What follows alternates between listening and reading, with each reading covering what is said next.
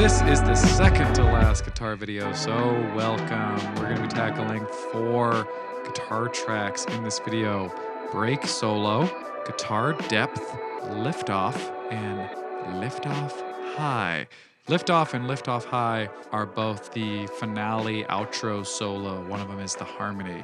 So that's cool. I'm excited to get to that. But we're not there yet. We should start at break solo. This is the little guitar solo that takes place in our first instrumental break. Let's just start by listening to that guitar solo, hearing what we got.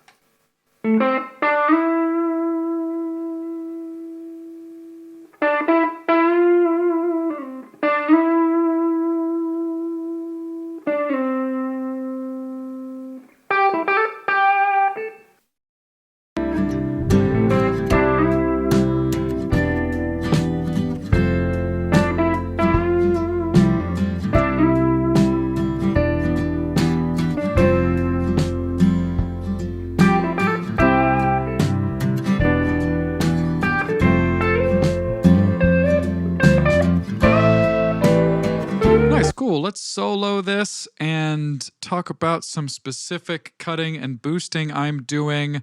There are 3 big moves that I'm making here. You can see just by looking at our EQ, I'm making 2 narrow cuts in our mid-range and then a high wide boost in our high end to emphasize our attack. But we'll take things one step at a time. And let's just focus on this first deep low mid cut. Let's hear it in isolation to hear what frequencies I'm cutting.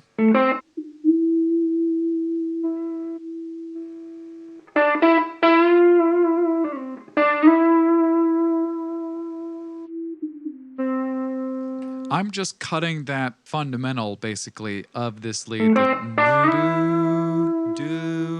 It's a little overpowering. I'm just notching out that note a little bit. And the same idea applies to our next one. Our next one, it's closer to about 500 hertz. Let's hear that cut in isolation. So similarly, that specific frequency is just a little overpowering. I just want to notch that out. I want to tame that. So that's what I did. That's the thinking behind that cut there.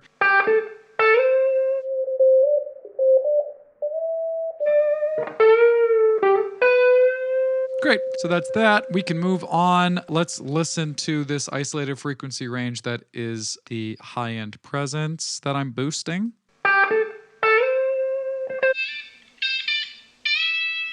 Yeah, it's all the attack. It's all of like the bright air crispiness of our solo, which I would like to emphasize more. I want to make sure that this guitar solo feels soaring.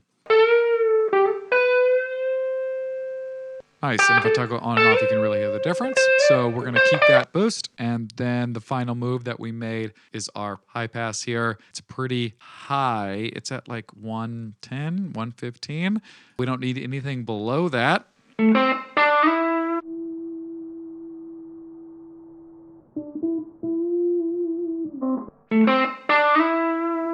Nice, and then that is all of our EQ treatment just for the solo. So let's hear what our guitar solo sounds like with this EQ treatment. Let's hear it.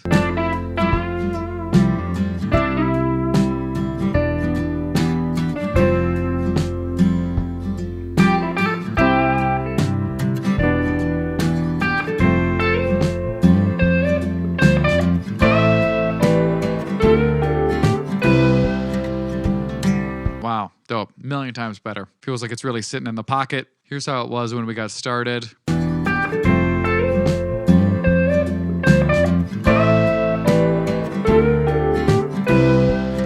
Yeah, just way too overly present in those specific low-mid frequencies that we cut. Now, I want to just spend 1 second and emphasize a specific point here and just stress that when we cut the low mids, it was a relatively narrow band, unlike how we processed previous guitar tracks where I applied a wide low mid cut. Because the thinking, of course, was that they're not the star of the show.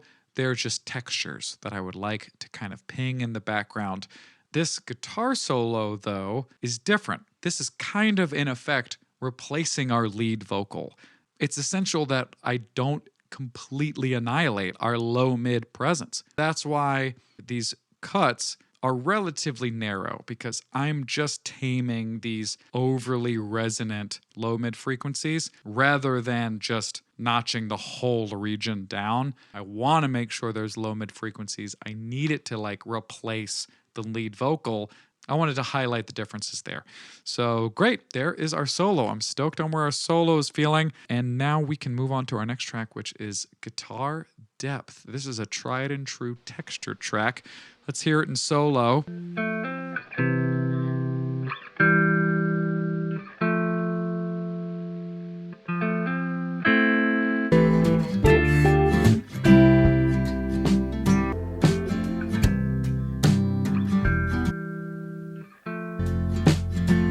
Yeah, so hearing this section in isolation, we can hear that it's just kind of chords that are supporting the acoustic guitar and the bass. Immediately what stepped out to me was a over presence of a like nasally kind of what felt like talking to a phone, 1K, like the phone frequency. We don't like that. So you can see that I've made a pretty dramatic cut. Let's hear that narrow cut in isolation.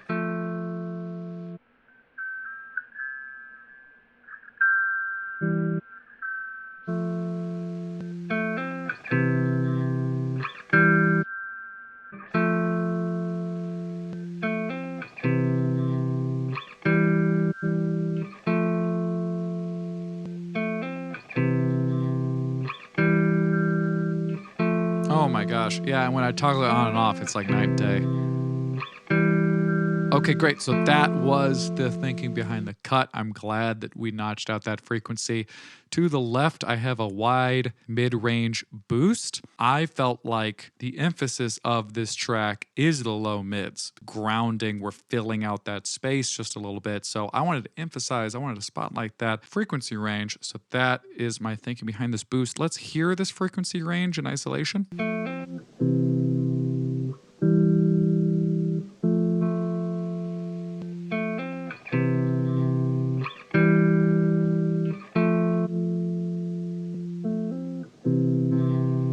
Nice. Just feels a little bit more full to me, which is great. We are going to add a low pass filter. This track has a significant amount of amp noise, so I just want to dial that in. And then we're going to close out by adding our high pass. And that's it. Those are our adjustments. Let's just quickly toggle this EQ on and off to hear before and after.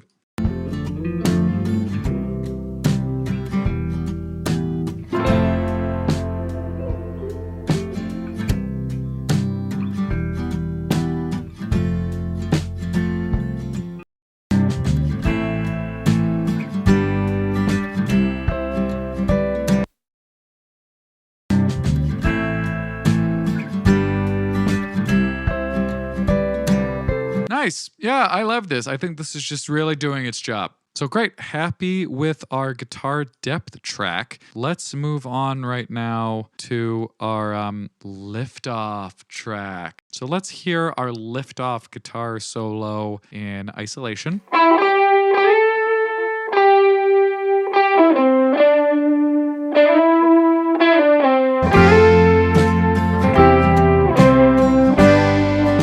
Very cool.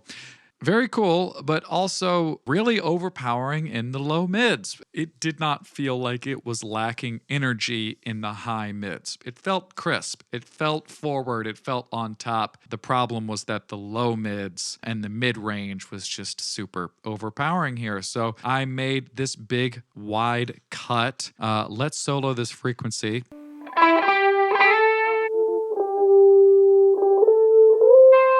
Yeah, it's that space that we just don't need as much of. We definitely need it, but we don't need as much of it.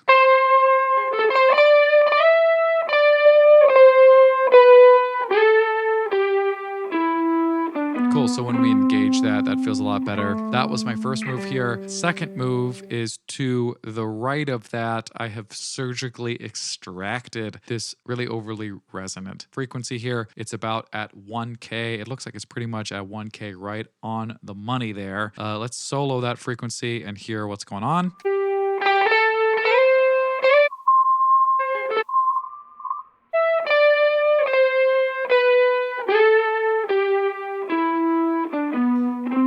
Yeah, just terrible. So this is just one of those examples of when, if the particular chord that is being played is not utilizing that specific note, that frequency is not really an issue.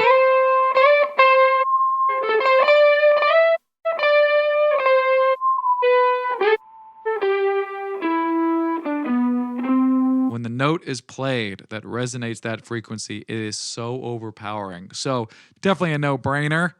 We just got to axe that guy. Glad we did. And then we're going to add our low pass and our high pass. Gonna just slightly clean up our high-end air, our buzz in the amp, and add our high pass. And if we solo the high pass, yep, so there we can solo the high pass. Hear that there's not really anything of value below there. We don't need it.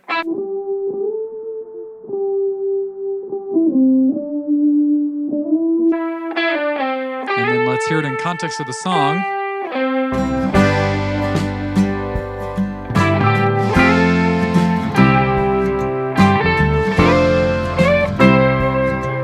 Wow, nice. Feels a million times better. Let's turn off our EQ so we can remember what it was like in the old days.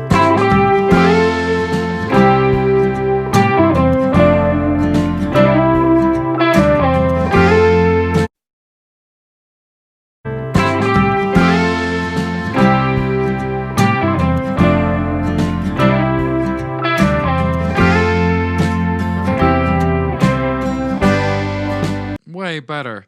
It doesn't overpower the mix anymore. I mean, obviously it still feels forward. It feels like this is the spotlight of the song right now, but that's how it should feel. I mean, it's the lead guitar. It feels great. Let's look at our last track of the video, which is Lift Off High. Just a high harmony for our lift off solo. Let's hear what that is.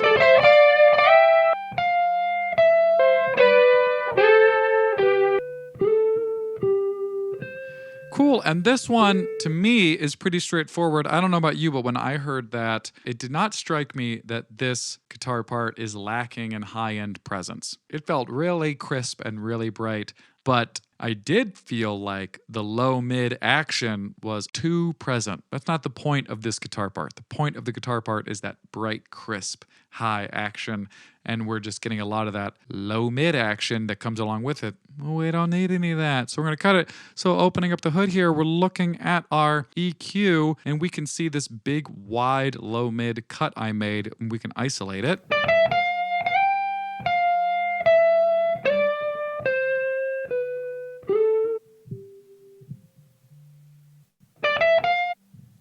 Bam, we're just gonna kill it. This is just like housekeeping 101 stuff with our lead guitar. We don't want any of that low mid stuff. And we're gonna finish it off, really seal the deal by applying our high pass. And that's it, that's all of our processing. Let's listen in context with the solo itself.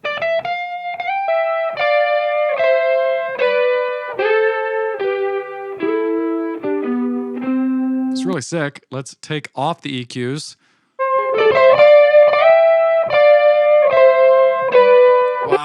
Wow, really mid-range heavy. And then in context, we can hear.